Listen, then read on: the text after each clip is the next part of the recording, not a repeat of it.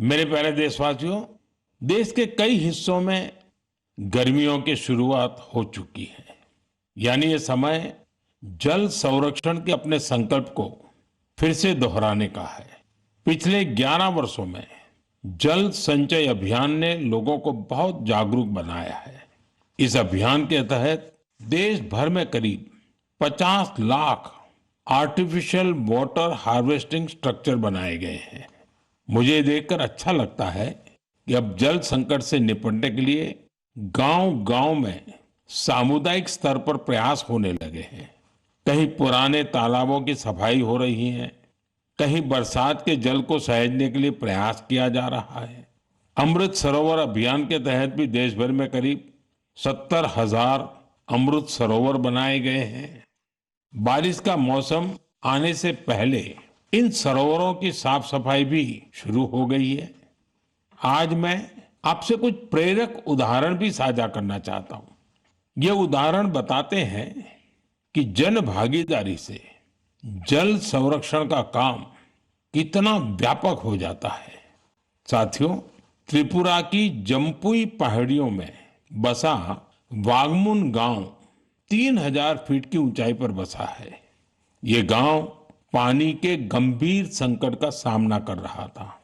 गर्मियों के दिनों में गांव के लोग पानी के लिए लंबी दूरी तय करते थे।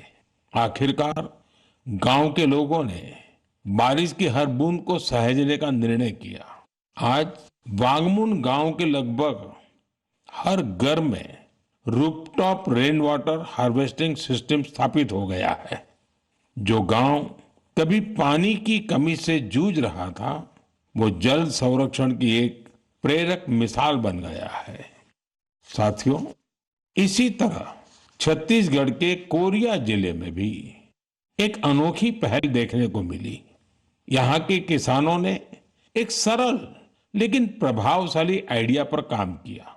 यहाँ के किसानों ने अपने खेतों में छोटे छोटे रिचार्ज तालाब और सोखता गड्ढे बनाए, जिससे बारिश का पानी खेतों में ही रुकने लगा और धीरे धीरे वह जमीन के अंदर जाने लगा। आज इस क्षेत्र के 1200 से अधिक किसान इस मॉडल को अपना चुके हैं और गांव का ग्राउंड वाटर लेवल बहुत बेहतर हो गया है। इसी तरह तेलंगाना के मंचेरियाल जिले के मुदिगुंटा गांव में भी लोगों ने मिलकर पानी की समस्या दूर की है। गांव के 400 परिवारों ने अपने घरों में सॉकपिट बनाया और वाटर कंजर्वेशन का जन आंदोलन बना दिया। इससे गांव का ग्राउंड वाटर लेवल बेहतर हुआ है। साथ ही प्रदूषित पानी की वजह से होने वाली बीमारियां बहुत कम हो गई हैं।